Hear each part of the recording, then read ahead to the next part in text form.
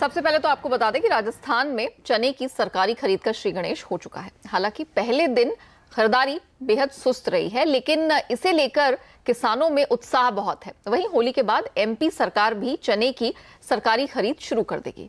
आपके लिए ये जानना जरूरी है कि इस साल चने की पैदावार कम है और काफी समय से कम बताई जा रही है। सरकार ने इस साल के लिए 4620 रुपए एमएसपी तय किया है। दाल के इंपोर्ट पर रोक है, बावजूद इसके हम फिलहाल चने का भाव एमएसपी से काफी नीचे देख रहे हैं। ऐसे में देश के कई इलाकों में किसान चने की आवक भी रोक रहे हैं। उन्हें उम्मीद है कि आगे चलकर भाव सुधरेंगे, तब वो चना बाजार में लेकर आएंगे। चलिए, हमने आपको मोटे तौर पर बता दिया कि हालात किस प्रकार के। अब हमारे एक्सपर्ट्स को आपसे रूबरू कराते हैं। ग्लोब कैपिटल के रिसर्च हेड हिमांशु गुप्ता हमारे साथ जुड़ चुके हैं इस चर्चा में। पैराडाइम कमोडिटीज के सीईओ बीरेन वकील और जेएलवी एग्रो के डायरेक्टर विवेक अग्रवाल है हमारे साथ। आप तीनों मेहमानों का स्वागत है। विवेक जी, पहला सवाल आपसे।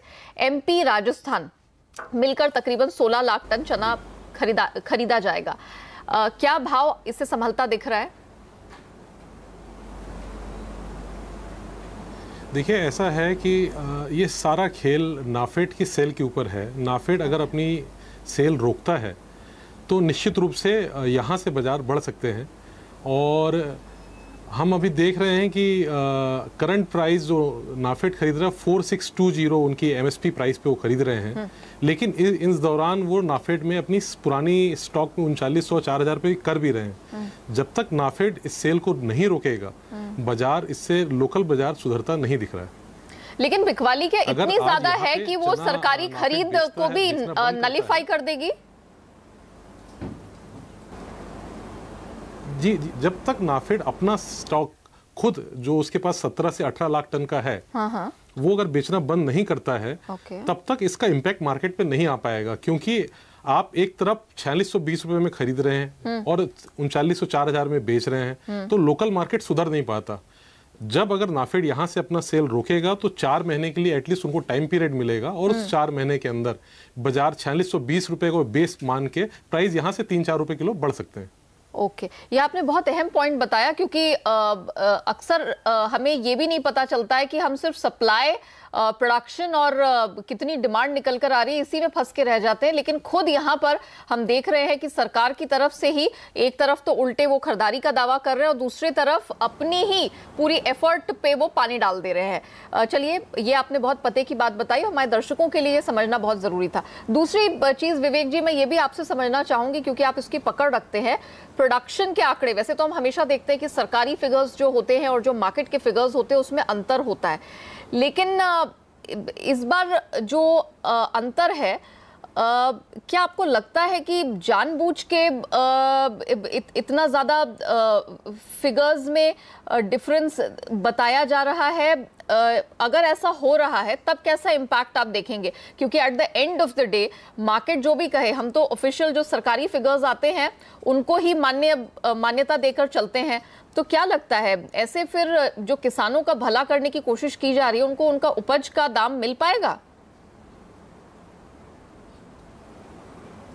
देखिए, ऐसा है कि सरकारी जो आंकड़े हैं उस पर टिप्पणी मैं नहीं कर सकता, क्योंकि मैं उसके लिए एक सही ओहदे पे नहीं हूं कि मैं उस पर टिप्पणी करूं। लेकिन जो मेरा व्यक्तिगत मानना है कि जो सरकारी आंकड़े हैं वो थोड़े से ज़्यादा बढ़ के हैं। अभी मुझे ऐसा लगता है 8.5 to 9 मिलियन टन के आसपास की चने की क्रॉप होगी, और उसके आसपास ही हमारा कंजम्पशन होता है। तो वी आर नेक टू नेक।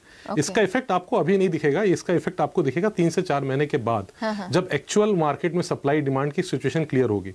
तो ये पूरा का पूरा जो गवर्नमेंट के पास, नाफेड के पास स्टॉक है उस पर डिपेंड करता है। अदरवाइज चना एक अच्छा प्राइस दे सकता है आपको, यहाँ से प्राइस अच्छी बढ़ सकती है। चूंकि नाफेड के पास माल है और जब भी बाजार बढ़ने की कोशिश करता है, नाफेड माल बाजार में लिक्विडेट कर देता है।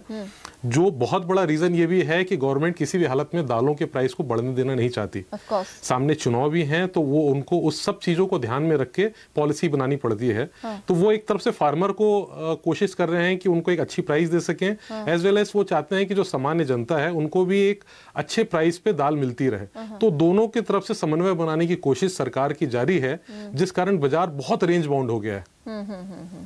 जाहिर तौर पर, और खबर तो ये भी निकल के आ रही है जो सीएनबीसी आवाज पर हमने ब्रेक की थी कि सरकार आगे जाके दालों के बफर स्टॉक पे फिर से 2 साल बाद काम करने पर विचार करें, क्योंकि लगता है क्योंकि यहाँ उत्पादन अब घटने की संभावना है तो वो भी डर है। और इनफैक्ट उसकी एक झलक विवेक जी ने जैसे कहा कि सरकार के लिए वो भी एक इशू रहता है कि किसानों को वाजिब दाम भी देना है, लेकिन इसकी कीमतों में बिल्कुल महंगाई की आग ना लग जाए, वो भी वॉच करना, तो सरकार के लिए वो बैलेंस बनाना बहुत क्रिटिकल होता है। बीरेन जी को अब मैं चर्चा में जोड़ूंगी। बीरेन जी, चने का एमएसपी 4620 का सरकार ने तय किया, अभी जो भाव चल रहे हैं करंटली वो तकरीबन 10-11% नीचे चल रहे हैं। अब सवाल ये है कि अब जिस प्रकार के हालात हैं उसमें मार्केट कितना संभलता हुआ दिख रहा है, क्योंकि सरकार के पास खुद ही दाल का भंडार है और जैसे विवेक जी भी कह रहे थे कि सामने 17-18 लाख टन का जो माल उनके पास पड़ा है, उनकी सरकारी एजेंसी की नाफेड की यहाँ पर सेल जारी है। मौजूदा स्थिति में आपको रियलिस्टिकली क्या होता दिख रहा है? उनकी बात सही है सर जी की। इसमें क्या है, नाफेड की जो इन्वेंट्री है वो स्विंग इन्वेंट्री है, क्योंकि प्राइवेट इन्वेंट्री बेहद कमज़ोर है। दिवाली पे जो काफ़ी डिमांड थी उसमें शायद 2 साल पुरानी दाल भी बिक गई, और जैसे सप्लाई और डिमांड एक्सक्लूडिंग नाफेड देखे तो फेयरली बैलेंस है, टाइट है। तो नाफेड ये चना का 3800 भी बना सकता है, 4800 भी बना सकता है, सब्जेक्ट टू उसकी सेलिंग पॉलिसी। अगर वो रुक के माल बेचे या काफ़ी रिजर्व रहे तो अच्छा दाम जरूर आगे मिल सकता है। ओके, चलिए, तो अब काफ़ी हद तक ये बात अब धीरे धीरे करके खुल के सामने आ रही है कि काफ़ी हद तक अब ये सरकार की सेलिंग पॉलिसी पे डिपेंड करेगा कि वो एकदम से माल उतार देती है या इसको यहाँ पर स्कैटर्ड पैटर्न में आगे निकालती है। ये काफी हद तक निर्धारित करेंगे कि अब कीमतें दालों की, चने की कैसे रहेंगी। हिमांशु, मुझे बताइए, हमने पिछले महीने ही चने की कीमतों में बहुत भारी गिरावट देखी थी, 4000 के करीब इसकी कीमतें थी, 4 मंथ लोज हमने छूते देखा। वहां से एक रिलीफ रैली देखने को मिली और 3 से 4 वीक हाइज हमने इसे छूते देखा है। हाजिर की बात करें 4300 के आसपास इंदौर में कीमतें हमने देखी हैं। अब जरा बताइए, अब आपको यहाँ से मार्केट संभलता हुआ दिख रहा है या अभी भी कुछ प्रश्न चिन्ह है? बिल्कुल नेहा जी, बिल्कुल आपने जैसा कि बताया कि 2 महीने पहले हमने देखा लगभग 4000 के लेवल से चने के कीमतों में रिकवरी देखने को मिली, और अभी मौजूदा स्तरों की अगर बात करूं तो फ्यूचर्स में भी लगभग 4250 4270 के लेवल्स देखने को मिल रहे हैं। मुझे लगता है इमीडिएट शॉर्ट टर्म की अगर बात की जाए तो यहाँ पर एक मुनाफा वसूली जरूर देखने को मिल सकती है, अराइवल्स का प्रेशर भी है, और यहाँ से वापस एक बार कीमतें 4150 4120 तक के लेवल्स पर जाते हुए देखने को मिल सकती हैं अगले 7 से 10 दिनों में। उसके बाद यहाँ पर जैसा कि दोनों एक्सपर्ट्स का भी व्यू है कि ये फंक्शन रहेगा नेफेड की तरफ से कैसी सप्लाई आती है। करंट सेटअप और करंट कंडीशंस को देखते हुए मुझे लगता है कि वापस से 4120 4150 के लेवल्स पर फिर से खरीदारी देखने को मिल सकती है, और अगर उस बार 4300 के ऊपर कीमतें निकलती हैं तो मुझे लगता है 4500 तक के लेवल्स भी आने वाले 2 से 3 महीनों में देखने को मिल सकते हैं। ओके, मतलब ऊपर चढ़ने से पहले ये एक बार गिरता दिखेगा, और वो इसलिए क्योंकि नई फसल मार्केट में दिखाई दे रही है। विवेक जी, आपने यहाँ पर 2 अहम पॉइंट्स तो टच किए, लेकिन दूसरा एक जो खबर निकल कर आ रही है महाराष्ट्र की तरफ से कि यहाँ पर किसान स्टॉक होल्ड कर रहे हैं। जैसे ये खबर निकल कर आई कि एमएसपी पर खरीदारी की शुरुआत मार्च के महीने में होगी, सरकारी खरीद, और वो अगले 2-3 महीने तक जारी रहेगी, तो कई किसानों ने, हमें खबर मिली है कि अपना माल होल्ड कर लिया है। राज्य में पैदावार की भी काफ़ी कमी है। ये किसानों की स्ट्रैटेजी कितना वर्क करेगी, क्योंकि पैदावार कम है, बावजूद इसके भी तो हमने देखा कि कीमतों को कोई बहुत सपोर्ट मिल नहीं पाया है। अगेन मैं उसमें फिर से उसी पॉइंट पे आऊँगा, क्योंकि ये सब कुछ सरकार की नाफेड की नीति के ऊपर है। नाफेड जब कहीं स्टॉक माल खरीदना स्टार्ट करती है तो वहाँ से वो 90 डेज तक, उसके बाद वो माल बेचना बंद कर देती है। 30 दिन उसके बाद वो मोस्टली लेती है उस कार्गो जो उन्होंने लिया है उसको वेयर हाउस ले जाने तक। तो अगर 4 महीने के ड्यूरेशन में नाफेड अपना माल होल्ड करती है तो किसानों की स्ट्रेटेजी बिल्कुल सही है। अच्छा। और बाजार 100% यहाँ से बढ़ जाएगा। 4620 जो एमएसपी प्राइस है, मिनिमम सपोर्ट प्राइस, उसके आसपास कहीं ना कहीं आ जाएगा। अच्छा। तो किसान जो बहुत मेहनत करके अपनी फसल लेके आते हैं उनके हिसाब से तो बहुत अच्छी सही सोच है कि उनके लिए 1-1 रुपया भी बहुत मायने रखता है। तो वो बिल्कुल सही सोच रहे हैं कि अगर 4620 में गवर्नमेंट खरीदी करती है और नाफेड सेल नहीं करता है तो बाजार निश्चित रूप से चलेगा, बाजार 100% बढ़ेगा। बिल्कुल, और 4 से 5 रुपए का नुकसान करके वो क्यों अपना माल अभी निकालेंगे कि कीमतें आगे और प्रेशर में आएगी, जब उनको यहाँ पर सरकार की तरफ से बिल्कुल एश्योरेंस मिल ही रहा है कि वो एमएसपी पे खरीदेंगे, तो फिर उनके लिए तो फायदे वाली बात है। क्या लगता है बीरेन जी, जैसे हिमांशु ने कहा कि पहले हम फिर से इसे नीचे का रुख ले जाते देखेंगे इससे पहले कि the prices start moving northward, आपकी क्या एनालिसिस है सर? बेसिकली ये है कि मार्च एंडिंग के हिसाब से बाज़ार में लिक्विडिटी क्रंच है काफ़ी। चुनाव के हिसाब से भी थोड़ा लिक्विडिटी क्रंच है। दूसरा ये है कि सीज़न शुरू होगी होली के बाद, धुलेटी के त्यौहार के बाद, उसके बाद जो सेलिंग प्रेशर आएगा तो मार्केट नीचे जा सकता है। वैसे एमएसपी के हिसाब से देखें तो सोयाबीन और कपास को छोड़ के बाकी सभी 12 कमोडिटी है, एसेंशियल है, सभी की सभी एमएसपी के काफ़ी डीप नीचे चल रही है। बिल्कुल, आपकी ऑब्जर्वेशन सर बिल्कुल ही सही है। चलिए, तो यहाँ मार्केट संभलेगा, लेकिन बॉटम लाइन एक क्रक्स यही समझ में आ गया कि चने के केस में कि जब तक सरकारी एजेंसियां या सरकार अपने सेल को लेके थोड़ा सा और प्लानिंग करे, थोड़ा सा स्ट्रक्चर करे, तभी यहाँ पर किसानों को अपना वाजिब दाम मिल पाएगा, या सहूलियत से आगे जाते हुए हम खेती भी और बेहतर होती हुई देखेंगे। हम चने के बाद अब फोकस बढ़ाते हैं सरसों की तरफ, क्योंकि सरसों का भी हाल बेहाल है। 10 महीने के निचले स्तर पर ये कमोडिटी ट्रेड कर रही है। राजस्थान में इसकी सरकारी खरीद की शुरुआत हो चुकी है। बीरेन जी, पिछले साल हमने देखा था कि किसानों को काफी फायदा हुआ था, सरसों से मालामाल हुए थे, लेकिन इस बार हम देख रहे हैं कि हालत काफी खराब है, इसकी कीमतें तेजी से गिरी भी हैं, और हम देखें तो खाने के तेल, तिलहन, ये पूरा कॉम्प्लेक्स ही काफी ज्यादा पिटा है, कमजोर है। क्या ऐसा ही हालत सरसों की रहने वाली, क्योंकि काफी समय हो गया है कि एक दायरे में फंसकर रह गई है? ये साल का क्रॉप काफ़ी अच्छा है। 85 लाख टन एस्टिमेट किया था हमारी जो मीटिंग मिली थी जयपुर में, और पिछला कैरी फॉरवर्ड अगर 3-4 लाख पकड़े तो 88 अवेलेबिलिटी रहेगी। ऑयल परसेंट भी काफ़ी है क्योंकि वेदर काफ़ी बेनिफिशियल रहा। Global supply side scenario edible oil का है, वो थोड़ा कमज़ोर है, क्योंकि पाम ऑयल इन्वेंट्री मलेशिया की 6 ईयर हाई पे है। वहाँ बायोडीजल एक्सपोर्ट हर्ट हुआ है। सीड प्राइसेस बेहद कमज़ोर है, स्पेशली सोयाबीन। तो मुझे ऐसा लग रहा है कि सरसों में नियर टर्म तो शॉर्ट साइड मैं प्रेफर करूँगा, और यहाँ से भी प्राइसेस और नीचे जा सकते हैं, 150-200 रुपये नीचे जा सकते हैं। ओके, मुझे ये बताइए कि ये जो हम ग्लोबल टेंशन देख रहे हैं, क्योंकि काफ़ी हद तक जैसे कि आपने राइटली पॉइंट आउट किया कि यूरोपियन यूनियन ने जो ऑब्जेक्शन यहाँ पर डाला है, उससे खाने के तेलों का हमने समीकरण बिगड़ते हुए देखा, सोयाबीन वैसे भी प्रभावित है, तो इसका मिला जुला इम्पैक्ट सरसों पे रहा है। ये जो ट्रेड वॉर का सिनेरियो है हम अक्रॉस द ग्लोब देख रहे हैं, अगर इसमें कोई सुधार होता है, कोई फ्लिप देखने को मिलता है, तब आपको लगता है कि सरसों को कोई फायदा मिल सकता है? क्या इसके लिए कोई एक फंडामेंटल है जो आगे जाते हुए प्रॉमिसिंग दिख रहा है? ट्रेड वॉर की बातें करते करते 10 महीना हो गया, और ट्रम्प साहब अभी भी बोल रहे हैं आई एम इन नो हरी। उनको तो हरी नहीं है, लेकिन यहाँ के सरसों प्रोड्यूसर को बहुत हरी है, और अगर ये समझौता नहीं होगा तो बहुत सारी डिस्ट्रेस सेलिंग आएगी।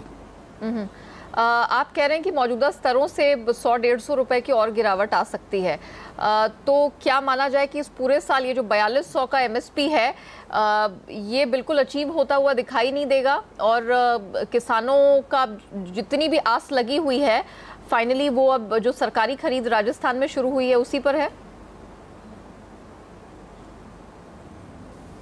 मैं ऐसा मान रहा हूँ कि 3 साल से स्टॉकिस्ट ने इवन उसमें ब्याज का भी नहीं कमाया है, इंटरेस्ट की कॉस्ट भी नहीं निकली है।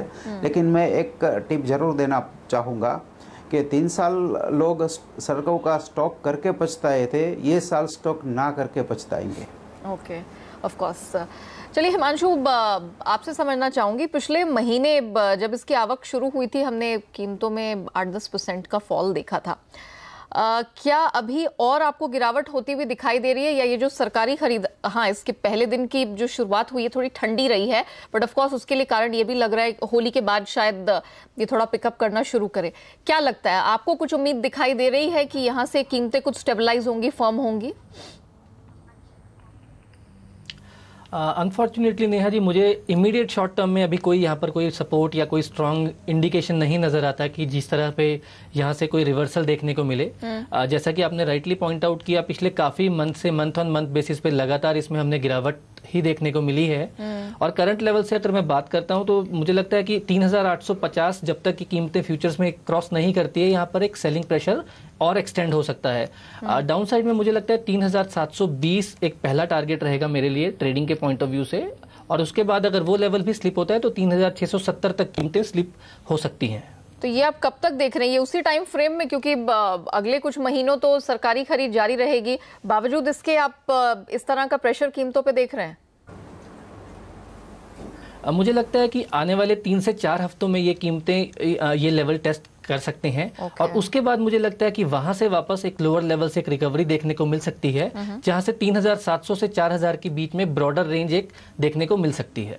ओके, यानी कि सरसों के लिए थोड़ा और दिक्कत की बात दिखाई दे रही है। एमएसपी का लेवल छूना इसके लिए एक बड़ी चुनौती, कड़ी चुनौती साबित हो सकता है जिस तरह के माहौल। चलिए अब हम समझेंगे कि चना और सरसों इन दोनों में क्या स्ट्रैटेजी आप अपना सकते हैं, लेकिन उससे पहले विवेक, मैं एक आपसे सवाल समझना चाहूंगी। मार्च के अंत में इंपोर्ट पर रोक की मियाद है वो खत्म हो रही है।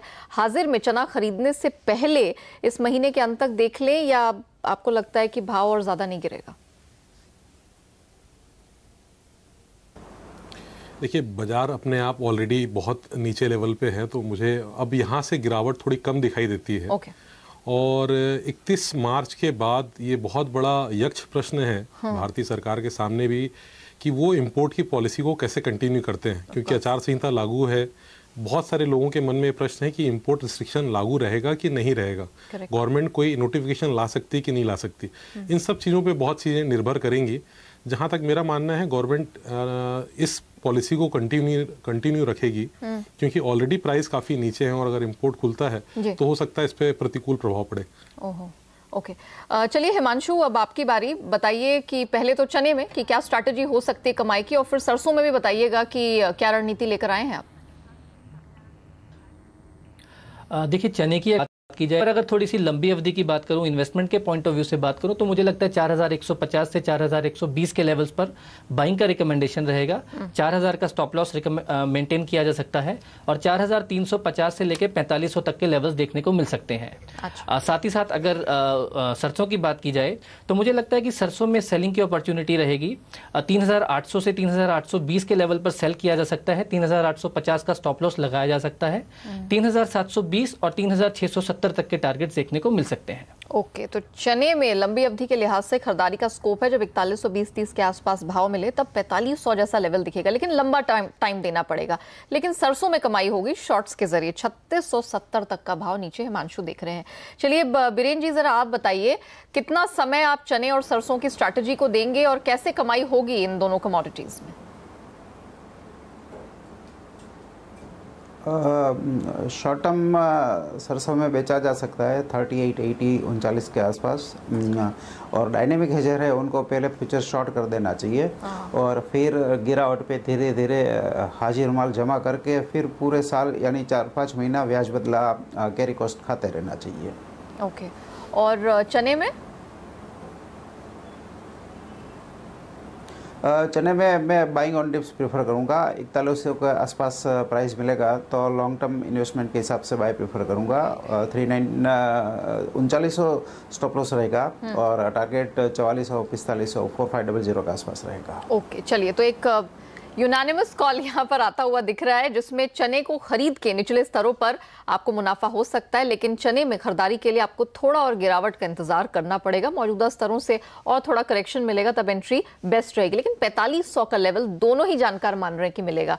वहीं दोनों एक्सपर्ट्स ये मान के चलते हैं कि जहां तक वायदा में ट्रेडिंग का सवाल है, आपको सरसों तो बेचकर ही चलना पड़ेगा, क्योंकि यहाँ पर प्रोडक्शन अच्छा खासा दिखाई दे रहा है, सप्लाई की स्थिति यहाँ पर ठीक ठाक है। सरकारी खरीद जरूर होगी, कुछ फायदा भी मिलेगा, लेकिन गिरावट की संभावना यहाँ पर ज्यादा है। तो वो लेवल्स आपकी स्क्रीन पर है, 3670 तक नीचे हिमांशु कीमतों को आता देख रहे हैं और 3700 के आसपास के लेवल्स बीरेन जी को भी लगता है आने वाले समय में सरसों में देखने को मिलेंगे। चलिए विवेक जी, हिमांशु और बीरेन जी, आप तीनों का शुक्रिया हमारे साथ जुड़ने के लिए और इन दो अहम कमोडिटीज पर अपनी राय हमारे दर्शकों के साथ शेयर करने के लिए। तो मुझे भी दीजिए इजाजत, लेकिन आप बने रहिए, देखते रहिए CNBC आवाज। नमस्कार।